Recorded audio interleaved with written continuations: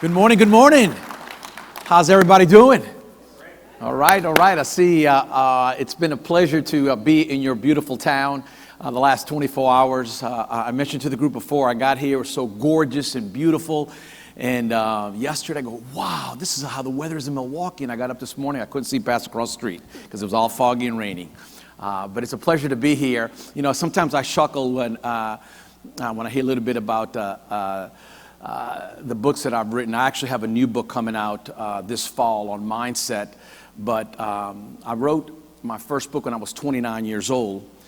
And my goal was to write 10 books in 10 years. I wrote 4 books in 7 years, not bad. And then I had kids. So I hadn't written anything in 21 years. But this year, coming out with 2 books. And when I wrote the first book, I had a real steep learning curve. I really didn't know what I was doing. But by the time the second book came out, It Only Takes Everything You've Got, I had learned a lot. And one of the first things that I did was I went and hired a PR firm to help me launch the book. And they did a fantastic job. I'm originally from New Orleans, and so the PR firm did a great job. I was on the morning shows, on TV, radio. Later at noon, the mayor of New Orleans proclaimed it Julio Melara Day in New Orleans. So 5'7" with shoes on, I was feeling tall and strong.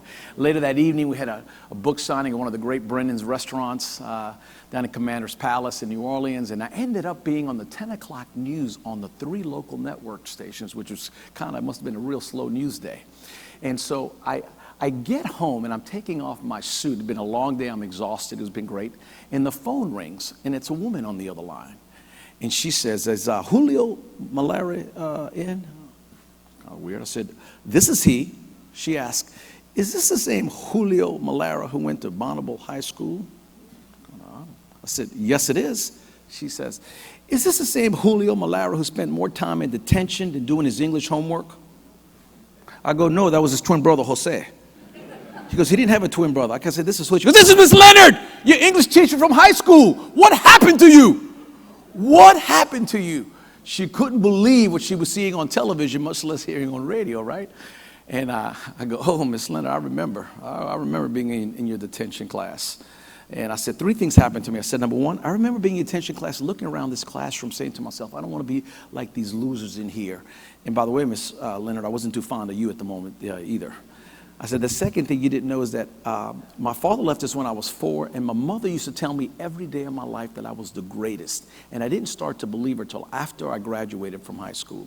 And I said, the third thing that happened to me is I discovered that if you live in America and you work hard and you dream big and you're resilient, the sky is the limit. And literally, ladies and gentlemen, that was the beginning of my journey and my career. And I'm here this morning because I want to give you a little bit of perspective in terms of where we are and hopefully give you some tactics, a couple of insights to help you on your journey, right, as we continue to move on. As Dan mentioned, let me see, where's my clicker here? We're going to be talking about resilient leadership for the next few moments. I think, Dan, you said I have 3 hours? No, I'm just kidding. We only have a few moments, so I'm going to try and give you the whole enchilada real quickly. And I want to start off by this quote that I really enjoy by Winston Churchill. He says, success is not final, failure is not fatal. It's the courage to continue that counts. And it's a real appropriate one because we're at a big crossroads, right? There's a lot of uncertainty. Globally, regionally, nationally, right? There's a lot of disruption. There's a lot of things that are changing. And more than ever, your company, our communities, our people need resilient leadership more than ever. And so I want to unpack this concept to you over the next few moments. But before we get into the present, I want to take a look backwards, right? Perspective is very, very important. You know, they say that a different place and a different pace changes your perspective, right? And that's where we are right now. We can just breathe and take in, right, the information, some of the thoughts that I'm going to share with you. I'm not here to give anybody advice. Socrates gave advice and they poisoned him. But I do want to give you some perspective in terms of the times that we're living in. And to understand the present, it's important to look at the past. And so I want to take a quick little snapshot and just remind you, right? Just remind you that things are going to be okay, right? This is America, the most resilient country on the earth, right? But it's important to look backwards. So let me share with you the three major recessions that we've experienced as a nation, right? The early 2000s, some of you are old enough, some of you are not old enough to remember the ones we had in early 2000. And if you were old enough, remember the world was going to come to an end with Y2K in 1999 at midnight, right? But we survived. We're still here, right? And the next recession came in December of 2007, through 2009. Remember the meltdown. Those in the banking and finance world will certainly remember that. And then our third one, obviously, is COVID. And can I give you good news this morning? You survived COVID, so you're already practicing resiliency, right? But we got to continue to take it up a notch. And so a lot is changing, right? The rate of change is going so fast, right? And I want to show you some of the biggest disruptions that we've had, just to remind you, right, of things that we have experienced and are experiencing, right? These are the key disruptors over the last couple of years that have impacted every one of us here, right? Obviously, COVID-19 being the biggest one, right? And we all survived. AI and automation, right? And it continues today. I mean, it is moving at incredible speed and will continue to change a lot of the way we're operating our businesses. So there's nothing to be afraid of. We'll talk about that a little bit later on. The supply chain disruptions, right? We see the movement and the uncertainty right now. We have a tariff one day, we don't have a tariff there. We got a tariff going on, we don't have a tariff, you know. We need, people prefer consistency over accuracy, literally. I mean, so we need consistency, right? So businesses can invest. The sustainability and climate change, right? Big topic, and continues to be one of a big conversation. And I would throw in there the digital payment systems and solutions, right? Digital wallets, contactless payments. And some people are saying that within the next few years, you will not see a dollar or a quarter or a nickel or a penny, that we're going to be a cashless society, right? So those things are happening. Those things continue to happen. And here's the moral of the story, ladies and gentlemen. Change has come, change is here, and more change is on the way. And there's only three things you can do with change. You can fight it, you could ignore it, or you can embrace change, and they all have consequences in our lives, personally or professionally. If you fight change in your personal life or your professional life, right, you're going to get discouraged, disillusioned, discontented, maybe even depressed. It's just a matter of time if you fight change. If you ignore change, I promise you, you'll be out of business. You know, in the late 1990s, they were saying that because of where the change was, that if you didn't change, you'd have elasticity, right, in your business strategy, right, that it'd be 10 years. And then that number went down to 5. And that number went down to 3. In today's world, you can have been in business over 150 years, and you will go out of business in less than 12 months if you do not see the train coming and the trend shifting, right? And so, and on a personal level, right, if you ignore change, you'll be passed up by promotional opportunities, financial rewards. But if you and I, here's the good news, if you and I learn to embrace change, right, and understand that as the seasons of life change, as the economy changes, as technology changes, just like our children's change and evolve, right, and embrace that, you're going to enjoy the journey, right? Everywhere I go, I would ask the question, is growing a good thing? And everybody raises their hand. The only problem, ladies and gentlemen, is that growing demands change. So change has come, change is here, and more change is on the way. We got that foundation? Now you can breathe. So let's look ahead. I just want to look ahead at the end of your career. When you look backwards, right? There's three things that are going to define your career, my career, and our lives, really, right? At the end of our career. And it's based on these three things, right? Our stewardship, our relationships, and our leadership. And I just want to unpack those because, again, I'm trying to give you perspective here this morning. I really want to give you some take-home value here for you to think about.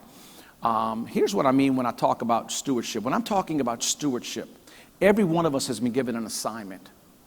And this community that you live in is part of your assignment. The people that report to you are part of your assignment. Your family is part of your assignment, right? And so the question for you and I to ask ourselves is, are we being a good steward of the people that have been assigned to us, of the projects that have been assigned to us, of the business that we've been set to run, right? And stewardship is all about your faithfulness, about how you oversee your duties. It's about how you conduct your affairs. Is it with excellence? Is it with integrity? You know, I can walk into a company, you can smell a culture, right? If there's excellence in that culture, or if there's not excellence, I mean, right? That's why culture is so important. But that's stewardship. And so today I'm asking you, hey, are you being a faithful steward over all the duties, over all the assignments, right, that you've been assigned? That's one. The second area is our relationships, right? I just want to remind you, right, every resource you and I will ever need in life is built on relationships. As we know, business is about relationships, right? But I want you to think, every resource. You need a loan, you need a relationship. You need wisdom, you need a relationship. You want some love, you need a relationship. You need some counseling, relationship. I mean, everything's based on relationship, right? And so I'm not just talking about a one-time, right? I'm talking about growing and developing and nurturing and cultivating long-term relationships. How many people here are sales? Can you raise your hands? Sales, business development, right? Yeah. So again, this is real crucial for all of us, right? Because again, anybody can sell anything to anybody one time. But the mark of the elite, the mark of the great ones, is the repeat business, and that's based on the quality of our relationships. And so are we honed in, right, on those meaningful relationships at home, right? Are we honed in on those meaningful relationships at work, both internally and externally, right? And again, I was sharing with the group this morning that I had the honor to address is that we're moving so fast. We're moving so fast that we don't have to take time to think, right? And it's days like this, right, that you can continue growing and learning about assets and opportunities here in your own community, right? So we can continue to flourish. And if you stop and think, right, at its core, relationships are, it's like real estate, right? It's all about location, location, location. Well, relationships are all about communication, communication, communication, right? How are you doing? How are we doing in that area, right? The purpose of communication is so that we connect with people, right? So we have conflict resolution, right? I constantly, I have, my last two sons just graduated from college, and I tell them, look, IQ is extremely important, right? You got to keep learning. You got to be competent. You got to keep enhancing that, but it's not the most important skill set you can have. You got to have EQ, right? Emotional quotient, right? Your ability to connect with people, to communicate, to build relationships, to have conflict resolution, right? We'll talk about this in a moment, but you got 4 generations working in the workforce today, right? 4 different generations. They all were raised differently, they learn differently, they process information differently, they communicate differently. We'll talk about that in a moment. But again, relationships, right? Communication, communication. But here's where we're going to park it, right? Because we're talking about leadership. And leadership at its core, ladies and gentlemen, I don't want to oversimplify, but it's based on 3 things, right? It's based on your character, my character, our competency, and our influence. And this is where we're going to park over the next few moments. We're talking about resilient leadership, right? You've got to be resilient. And I want you to think about something for a moment, right? Because again, so many, particularly I find young people think, oh, I got a title, I'm a leader. Well, your title does not make you a leader. People make you a leader, right? And it's based on a couple of things that we're going to be talking about. But I want you to think about this concept for a moment, right? There are great world leaders and no great world managers. Have you ever thought about that, why that is? I'm going to tell you why. Because leading is so much harder than managing people, right? It's just hard. It's hard. It's not for the faint of heart to lead people. And so I want to spend a few moments talking about resilient leadership. And so that you and I are aligned, we're on the same page, I want to give you a definition. When I'm talking about being resilient, I'm talking about the ability to recover quickly from difficulties, setbacks, or adversity, right? Adversity is not prejudice, ladies and gentlemen. Whether you black, white, Hispanic, Chinese, male, female, rich, poor, young, old, adversity is going to visit all of us, right? It's one of the greatest gifts that my mother gave us. You know, we didn't have a father in the home, and my mother did an incredible job of helping us overcome. My mother used to tell me 2 things. She used to say, hey, Julio, Always remember that there may be people smarter than you, maybe people with more education than you, maybe people from higher socioeconomic. There's two things you don't let anybody do. You don't let anybody outwork you or outlearn you, right? And she constantly just coached us up whenever we'd have, whether we were playing sports or whether we had a downtime in college or whatever it was, right? This is extremely important because if you study success, it doesn't matter academics, athletics, business, government, academia. Every single person that you and I read about in the media has had setbacks, right? They didn't give up. And truly, resilience involves three things for you and I in leadership. It involves these three things: emotional strength, it involves flexibility, right? You gotta stay nimble, right? And we'll talk about that in a few moments, right? And perseverance in the face of obstacles, right? We're going to have challenges. Guess what? If everything's going perfect in your life right now in business, get ready, it's gonna change. If nothing's going right and you're in the valley right now and things are going real tough, get ready. It's going to change, right? And the problem, right, for most is that we're not supposed to live a life like this, right? Get too high when things are high and get too low when things are not going our way, right? You don't want to do this. Life has a cadence. Life has a rhythm. We want to get like this, right? Here's the cadence we want to have. Life has a rhythm. We don't get too high when things are going phenomenal, and we don't want to get too low when we have setbacks, when we're facing trials and tribulations and challenges, right? Life has a cadence. So here's what I want to do. I want to give you a couple of insights. I want to give you a couple of traits of resilient leaders. I'm going to unpack these, and as I go through them, I want you to ask yourself, am I doing that? And if you are, fantastic. You keep doing it. And if not, I want you to start doing it. Or maybe it's one of those like, damn, Julio, I used to do that, and I've just wandered off, right? Well, these are the times. What I love about moments like this, and I do the same thing like you do. I go to conferences and just to try. These are the moments that we can recalibrate, right? Those crooked areas in our career and our personal lives, right? That you can kind of hit the reset buttons on days like this. And so let me start off with what I believe is probably the most important trait that you and I need to have as a resilient leader. And it really starts with mindset. Mindset. Your mindset is your most important asset, right? I love what Marcus Aurelius said. He says, your life is what your thoughts make it, right? As a man or woman thinketh, so he or she is, right? It all starts and ends with mindset. And why is this important? Well, it's real important because 80% of your success is based on your psychology, the way you think, the way you see the world, right? And I tell my kids all the time and my employees, if you win the game on the inside, you'll win the game on the outside. You've got to win the game in here, ladies and gentlemen. These disruptions, it doesn't matter if it's a supply chain or things that are going on. If you live long enough, this is the benefit. We were talking about this earlier. If you live long enough, you have experience. And what experience teaches you, right, is that what goes up goes down, what goes down goes up.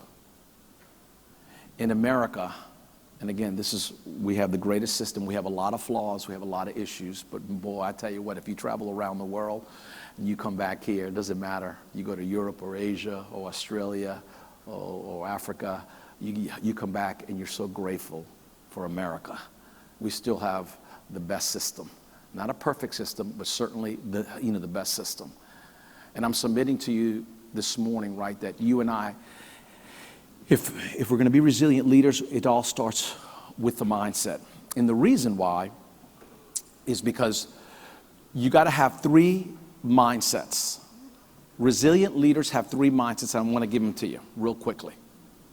The first one is you got to have a growth mindset versus a fixed mindset.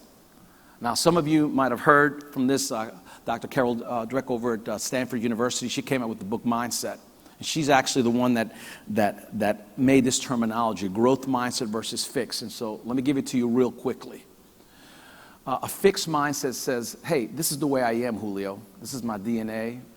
it is what it is, and just this is the way I am. A growth mindset says, I've been doing this a while, I know a lot, but I don't know enough. It's always seeking to grow and to learn and to evolve. Resilient leaders have the humility, right, to learn and ask questions, stay curious, and constantly grow and learn. But I want to drill down because to me, out of the three mindsets that I'm going to give you, it starts with this. If you're arrogant, if you're a know-it-all, if you have a lot of pride, you're going to be real limited in your effectiveness of being a resilient leader, certainly in uncertain times.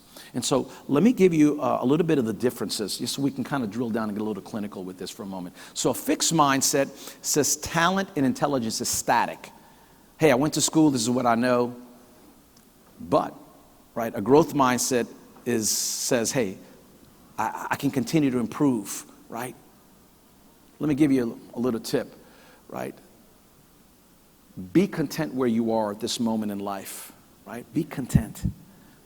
Grateful for the job, for the opportunity, for my family, for my health, hopefully, but never be satisfied. Why?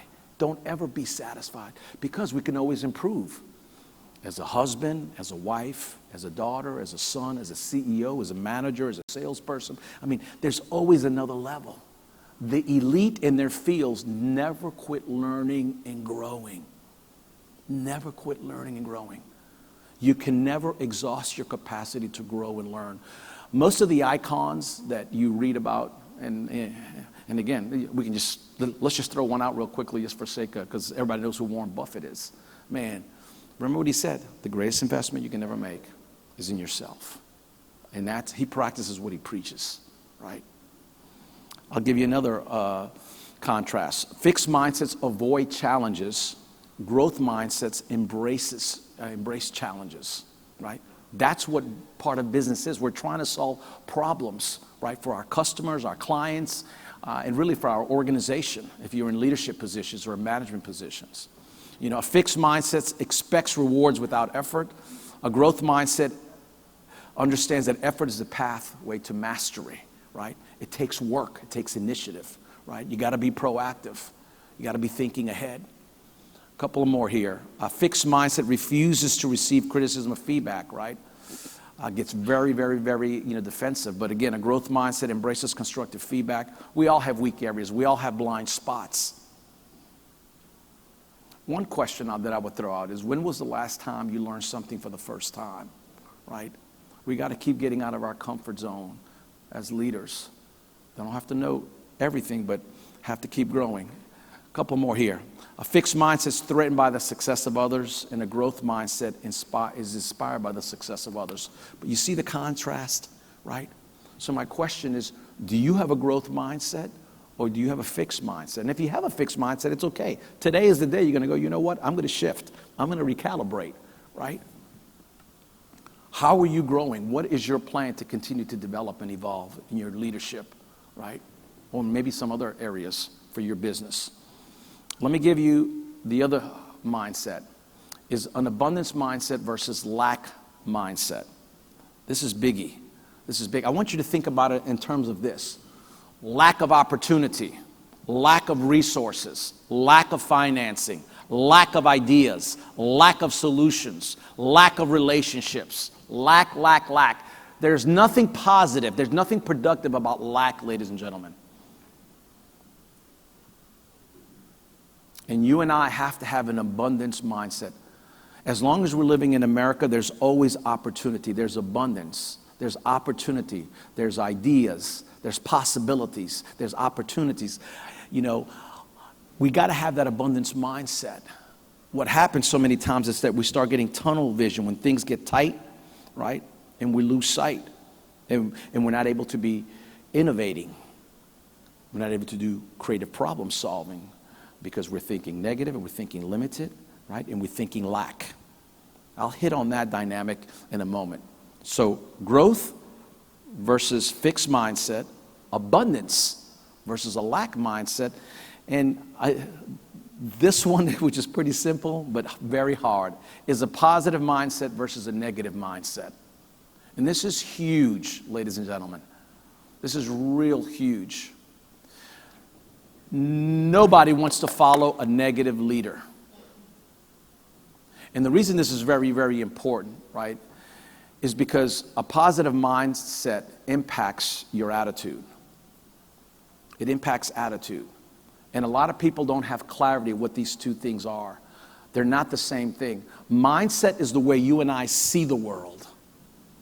And attitude is the way we interact with the world according to how we see it, right?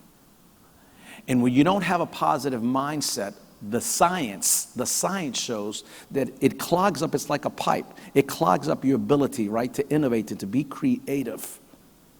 Versus when you're positive, it's almost like the pipe is open and the flood of ideation and opportunities and possibilities start kind of flowing. And again, this is real important because a mindset impacts your attitude. And here's the cool thing. A positive mental attitude is determined by you and not others. Resilient leaders have these three mindsets. Now, we're going to bring this down a notch here. 1998, I find the research, which is in one of my books, and it says the average person has 40,000 thoughts a day. Even when you think you're not thinking, you're thinking, right? 40,000 thoughts a day. I used to stop there and would tell you the rest of the story, but in 2010, I'm doing a little bit of research. I find another study in another part of the world with another organization. They say that we have 80,000 thoughts a day going through our minds. Even when you think you're not thinking, you're thinking, right? 24 months ago, trying to do a little research on my new book, I find another study. This one says that we have 8,000 thoughts a day. Another study in another part of the world with another organization. You guys with me? 3 studies, 3 different decades, 3 different organizations, 3 different places in the world. Guess what the common denominator is? Doesn't matter if it's 40,000, 80,000, or 8,000 thoughts. The one commonality between all 3 studies, ladies and gentlemen, showed that 80% of the thoughts that you and I think come from a negative bent every day. It's things that are not going to happen. We worry and we construct things that are not going to happen. Oh my God, what if I lose the sale? What if I don't close this deal? Oh my God, what if what if the tires happen? What if we go out of business? What if I can't pay the tuition? What if I don't get to the carpool on time? I mean, all these thoughts, right? Negative, negative, negative, negative. And 80% of those things are not going to happen. And I believe nobody's ever put it better than St. Paul. You know what St. Paul said in ancient scripture? He said, do not be conformed to this world, but be transformed by the renewing of your mind. What I believe he was saying, paraphrases, don't let the junk and the negativity and the cynicism and the limitations of this world latch onto your mind, but constantly reprogram your mind. Feed it the right information. Feed it the right education, because whatever comes in is really what comes out. I want you to stop and think for a moment. How much work does it take to get physically out of shape? Just do nothing, huh? I hate that. How much work does it take for your home or your work area, your office or wherever you, to get cluttered and out of whack? How much work does that take? It just happens. How about better? How much work does it take for your grass to get out of whack? Or how about better?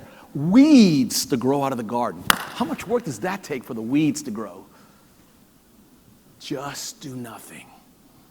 And I'm here to remind you, your mind works the exact same way. Left to its own, it deteriorates, ladies and gentlemen. Resilient leaders understand this. There's the world and its negativity, its cynicism and its limitations, and there's the world that I create here, right? The world that I create here. I'm going to have a positive mindset. Where there's a problem, there's a solution. Where there's a challenge, there's an opportunity. It's the way we think. As opposed to many people let the media program their mind, right? The media. And the media comes from a very negative bent. I've not watched the 10 o'clock news or the news in years. I haven't read the daily newspaper in over 25 years. I had a lady ask me one day, she goes, well, what are you going to do if there's a crisis? I said, don't worry, your mother-in-law will call you. You keep up with it. And you know how I know it's negative? I got to tell you the story. Okay, I wasn't going to tell you the story, but I got to tell you the story. So I'm down from Louisiana, and we have a lot of humidity. So I practice what I preach. Get out of my comfort zone. I get a call from the local TV station, and I don't watch the news, but there's a female and a male anchor for the morning, afternoon, and nighttime or whatever. And so the morning guy's going on vacation, and they go, would you be our guest host for the morning? I go, man, I've never done TV before. Sounds interesting. Let me get out of my comfort zone. And I go, yes, I'll do it. Big mistake. First of all, I had to be there at 3:30 in the morning. Okay, so that was a big mistake. But interesting enough, I get there, and they've got me doing the weather, too. The weather. I go, habada, habada, habada, habada. I mean, I'm like, oh, my God. Relax, Julio. They're going to put a teleprompter on. I just have to read the comments. True story. So, and now the weather, and I didn't even know every 15 minutes, people wake up at different times, right? The traffic flow is different. So every 15 minutes, it's the weather and the traffic, blah, blah. Okay, so they go, and now the weather with Julio. And so I'm reading the teleprompter, and they put the images up on TV. That's how this works. And so I just go, today there's a 20% chance of rain. There's a 10% chance of humidity, blah, blah, blah, blah, blah, blah, blah. 15 minutes later. And now the weather with Julio. Today there's a 20% chance of rain, 10% chance of humidity, and blah, blah, blah, blah, blah. So by the third time, I said, excuse me, can I ask you, why do I have to say there's 20% chance of rain? Why can't I say there's 80% chance of sunshine today? Why can't I say there's 90% chance of no humidity? She goes, I don't know. Nobody's ever asked that. And I said, hey, do you think they would mind if I change? She goes, oh, don't do that. Don't do that. Whatever you do, don't do that. So on the last turn, it really struck me. You're getting to know my personality a little bit. I am a fanatic on mindset and attitude. And so on the last one, I go, hey, today there's an 80% chance of sunshine. It's not going to rain. There's 90% chance of no humidity. It's going to be fantastic today. It's all going to be great, Papa. They didn't invite me back. That was my last time. And so I asked myself, why do they do it that way? Why does everything come from a negative bent? And they told me, as a matter of fact, in our market, they had quit community news, business news, and a consultant told them, all we want, if it, you've heard the term, if it bleeds, it leads, right? And that shock news has a premium for them. And so that's all they really cover. You don't hear all the great things that are going on. There's a lot of great things going on in this community. There's a lot of great things going on in the nation, but we don't hear about that. This is the truth, ladies and gentlemen, right? And so it's up to you and I to be real good stewards, to understand, right, that if we have a positive mindset, it transitions to a positive attitude, and it helps us lead during tough times with our team, And so here's the question that I get all the time. Hey, Julio, so how do you maintain a positive mindset in challenging times? I start off every year, the last 3 years, I told our team, I don't care if there's a recession or a depression, we're not participating. We're not participating. And you live long enough and you realize if you take care of your people, you take care of your community, you take care of your clients, what goes up goes down, what goes down goes up, what up goes up, down. You know what? We're going to be okay. That's what you realize. And every year may not be the grand slam, but it's a philosophy. And so let me give you 4 very tactical things. Some of them may seem so obvious, but they're so obvious, they're so common that they're not common, right? So let me give you the first one. Number 1, I talked about this earlier today. You got to think long term, right? You got to program your mind for endurance in the long range. People are so worried about the quarter, the month, the day, the week. But program your life, your relationships, right? Can I remind you, most things are a commodity in today's world. Most things are a commodity. The business I'm in, a commodity. Insurance, a commodity. Real estate, a commodity. Things are a commodity. But there's 2 distinctive things, right, that separate us. It's the quality of our relationships and the quality of our service. How is that customer experience when they interact with your organization and mine, right? And it starts at the top. It starts with you and I, right, leading the charge. So you got to program. I mentioned today, right, that I really believe that contemporary living right now, I think short-term thinking is the big Achilles heels for most people and organizations, right? We got to program our business for sustainability, our careers for the long term.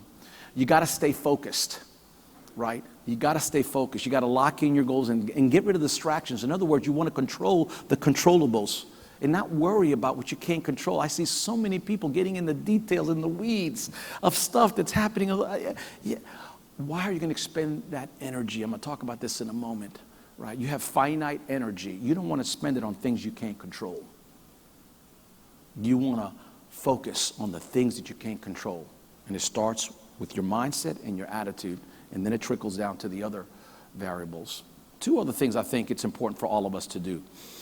Remember, garbage in, garbage out, right? Your outlook determines your outcome. And again, ladies and gentlemen, this is so important because this is about psychology. The battles of life are happening up here. We think they're out there, but no, they're happening right here.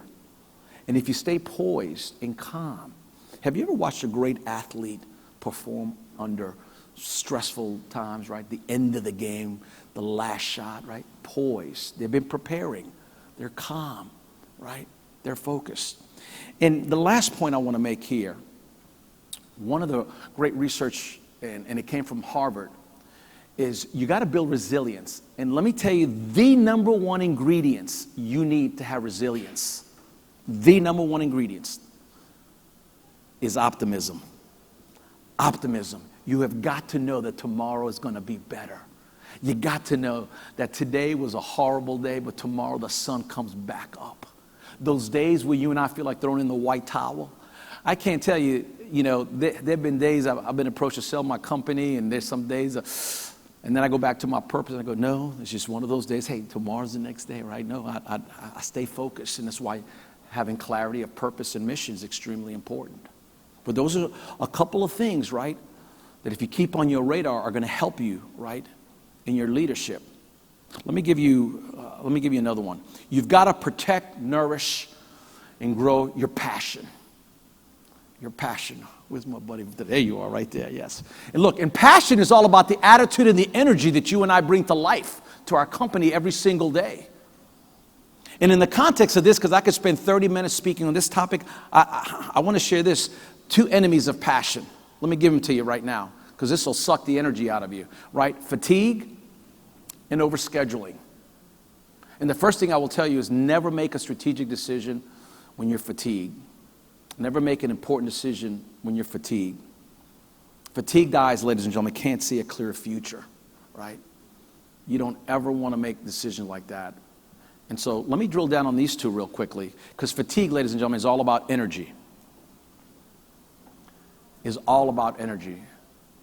And what I want you to understand here this morning is that high performance, health, and happiness are grounded in skillful management of energy.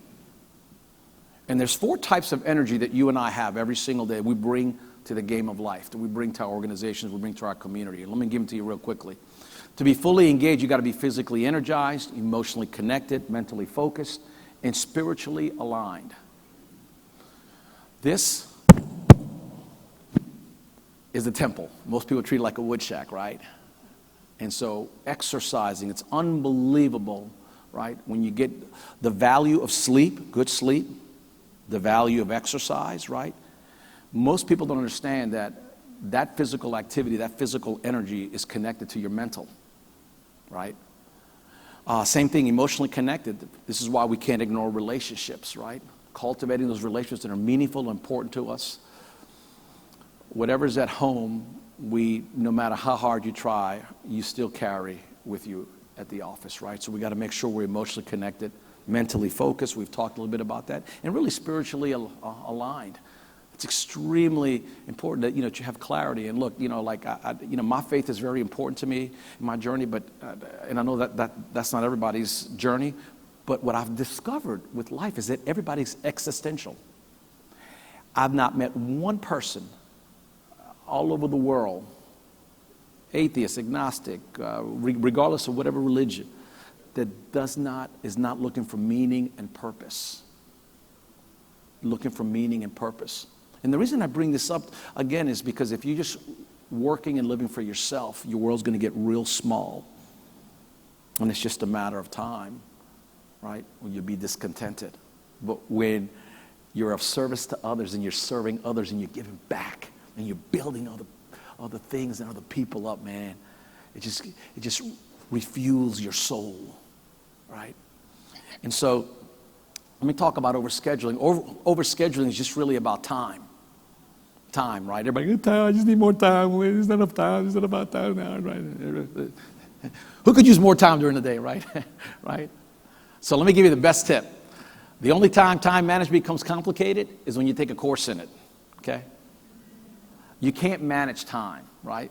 If I stand here and time's coming at me, there's nothing that's going to change. I can't manage time. Time's coming at me, right? But what you can manage, right, are the disciplines and the habits and the priorities. And again, resilient leaders keep these three things in mind. Let me give them to you real quickly, right? There's time management, priority management, and attention management right now. You all are leaders in here, right? You lead at home, you lead at work. You really got to focus on priority management. You can accomplish most of the things that you're looking to do most of the days if you have priority management as one of your top focuses. God bless you. So the issue is not so much time management, it's priority management. And in today's world, and certainly for the younger generation, I mean, a lot of it's attention management. Social media and the dopamine that's going on with the phones and social media are cut down. I just saw a recent study that says that the average person that thinks they're working 8 hours a day is really working 5.5. When you take in the water cooler, when you take in the social media, when you take a look at the breaks and everything else. And so there's a lot more capacity that we could be having at the workplace if people were a little bit more focused, were a little bit more priority conscious. And so let me ask you, again, how are you utilizing your energy? Because that's extremely important. You can't expend all your energy here on this small problem when you have this big project and initiative, right? You got to also learn, right? A resilient leader is knowing, are you a morning person or an evening person? Like, I'm super early in the morning. My wife's a night owl, right? We're on two different pathways. But my toughest meetings I like to have early in the morning. I'm fresh, right? I'm focused. Towards the end of the day, by 3:30, I'm like this, man. I'm very irritable. When people come ask for raises, they come in the morning. No, I'm just kidding. But that's part of energy management, right? To really understand where are you operating at your optimum level as a leader, right? And so, again, if you're a night owl, a later day, then you want to have those meetings, right? At those moments. If you're a morning bird like I am, then you want to have them in the morning. But again, that's part of energy management. And by the way, I'll say, the problem in today's world, this is my opinion. This is not a fact. This is my opinion. I think too many people are working hard for more money. And I think all of us ought to be working hard for more life.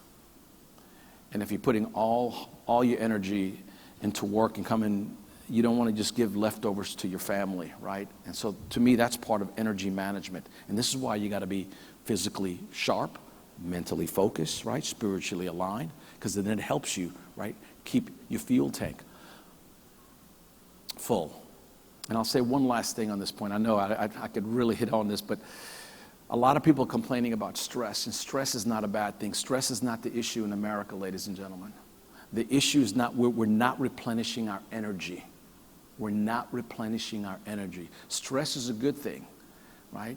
If I want my biceps to be big like Dan Myers over there, build this, I got to stress the muscle, right? And get it bigger, right? And then I got to let it recover, right? And then it gets stronger, it gets a little bit bigger, right?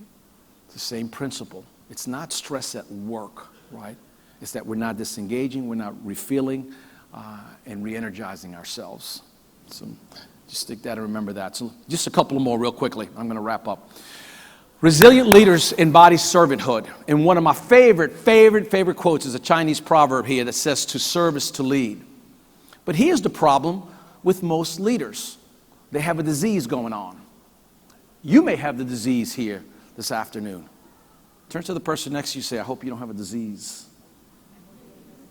right? This disease is running more rampant, it's more epidemic than COVID. You know what it is? It's called the me-itis. Let me show it to you. Me, Julio. What's in it for me? What can I get out of this company? What's in it for me? What can I get out of the marketplace? What can I get out of this customer? What's in it for me? What can I get out of this friendship? What can I get out of my family? What's in it for me, Julio? Feed me, Julio. It's all about me, baby. Me. Feed me. Anybody know anybody like that? Right? But I remind people that attitude, right? If you're truly going to be a resilient leader, you got to bring it down a notch right here. This has got to be the attitude, ladies and gentlemen. How can I serve? How can I serve my family? How can I serve my community? How can I serve my clients? How can I serve my colleagues? Because it works like this, right? If you want a friend, you got to be one. If you want love, give it away. If you want to have a great team, you got to be a great teammate. And if you want to be a leader in your company, in your industry, in this community, you learn to serve. That's how it works, right? Your people will follow you when you're willing to serve them. And here's what I've discovered. You know, the secure learn to serve. They're into towels. You know what I mean? Resilient leaders are willing to get into the trenches with the people and do whatever it takes to get the job done, right? So much so that they need a towel to wipe the sweat because they're willing to get into the trenches with their people. They're not in their ivory tower. The secure are into towels. The insecure are into titles.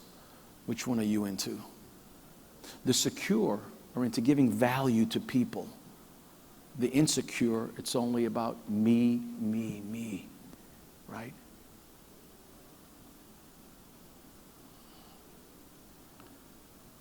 The data is real clear, ladies and gentlemen. As we take care of our employees, they'll take care of the customers.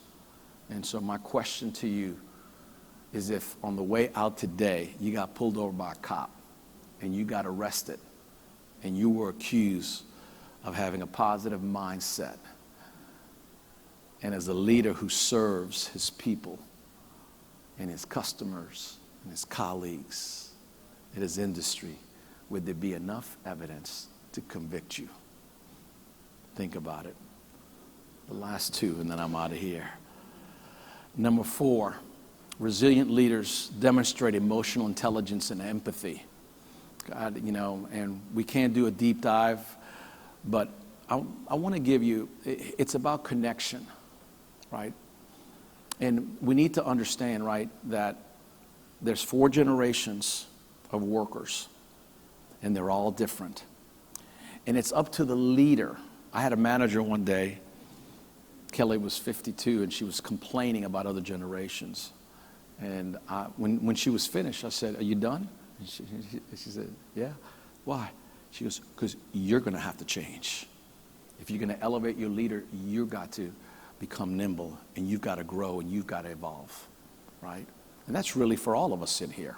And so I want to give you just a couple of little things to keep in mind and you know, to help you in this particular area, because it's so important.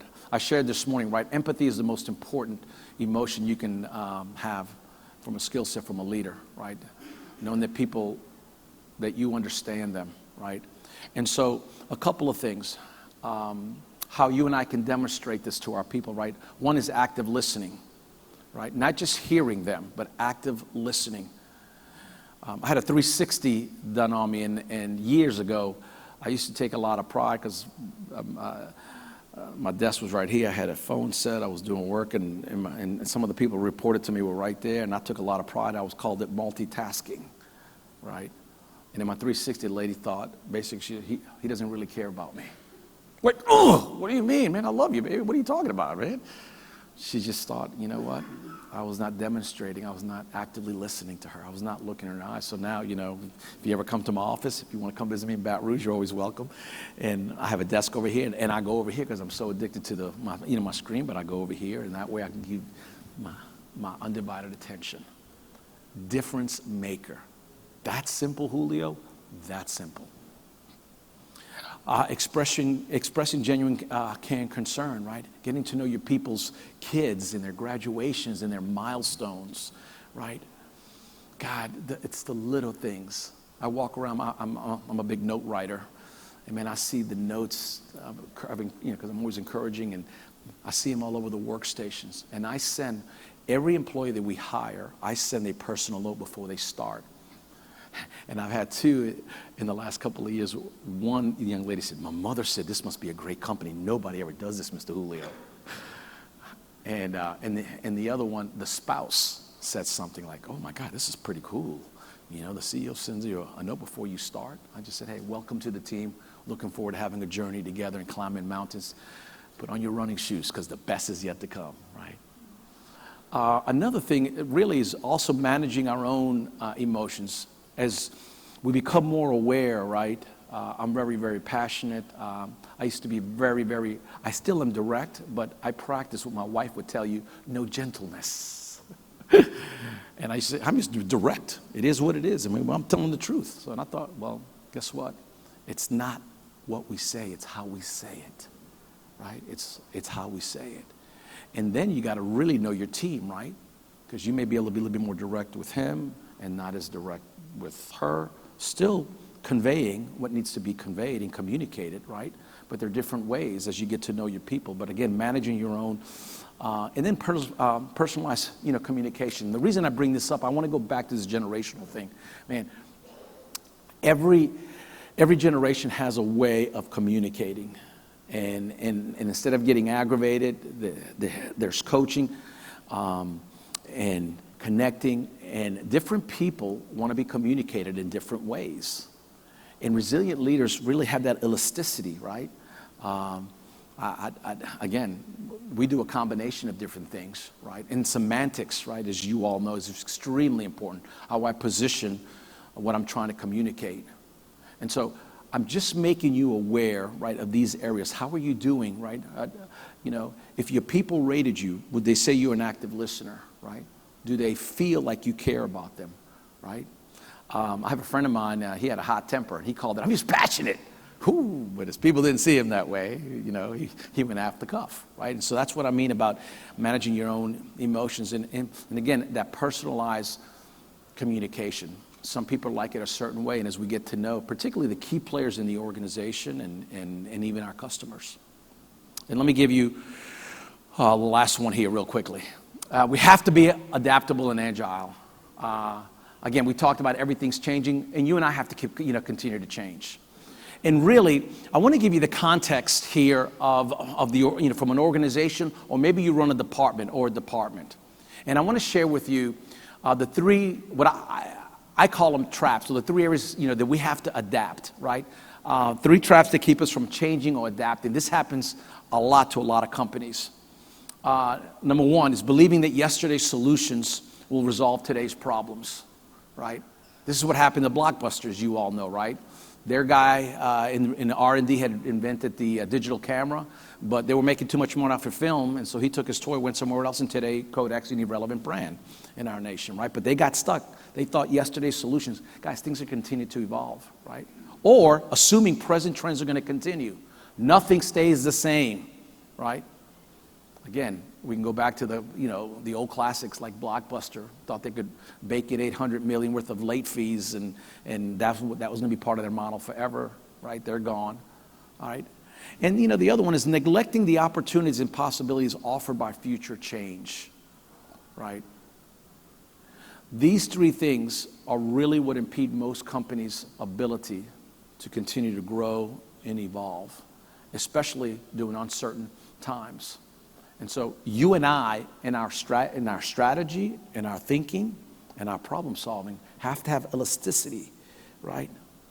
I started a young leadership council in my company, and I have identified 6 employees under the age of 30 that are sharp, and I'm getting mentored by them. I'm taking them, I'm depositing into them. I am making the time. And I am learning so much from them, and they're learning so much from me, but I am making the time because I want to keep up with other trends that they're seeing that I'm not aware of. And so,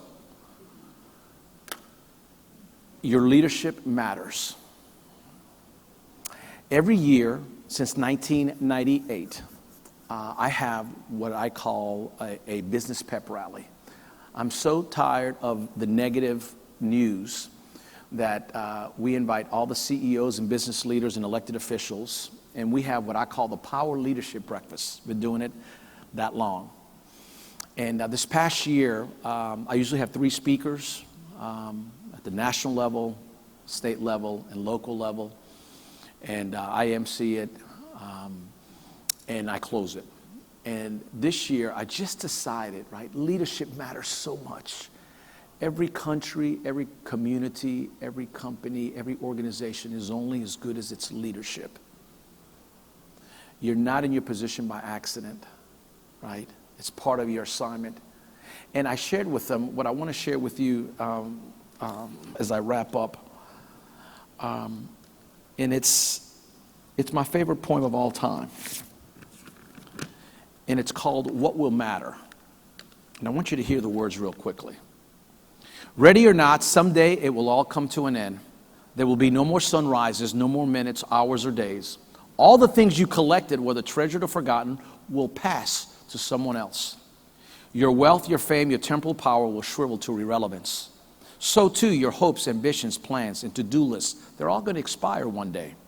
The wins and losses that once seemed so important are going to fade away. It won't matter where you came from or what side of the tracks you lived in at the end. It won't matter whether you were beautiful or brilliant. Even your gender and skin color will be irrelevant. So what will matter? How will the value of your days be measured? What will matter is not what you bought, but what you built. Not what you got, but what you gave. What will matter is not your success, but your significance. What will matter is not what you learned, but what you taught. What will matter is every act of integrity, compassion, courage, or sacrifice that enriched, empowered, and encouraged others to emulate your example. That's leadership. What will matter is not your competence, but your character. What will matter is not how many people you knew, but how many will feel lasting loss when you're gone. What will matter is not your memories, but the memories that live in those who loved you. What will matter is how long you will be remembered for, by whom, and for what. Living a life that matters doesn't just happen by accident. It's not a matter of circumstance, but a matter of choice. Choose to live a life that matters. Your leadership matters. I shared this morning that if you're in a leadership position, the data is very, very clear. You will impact over 80,000 people over the course of your career. In other words, you will mentor somebody, you impacted somebody, they'll take what they learn from you and bring it down. We have a responsibility, I believe, to be resilient in tough times and not just in good times.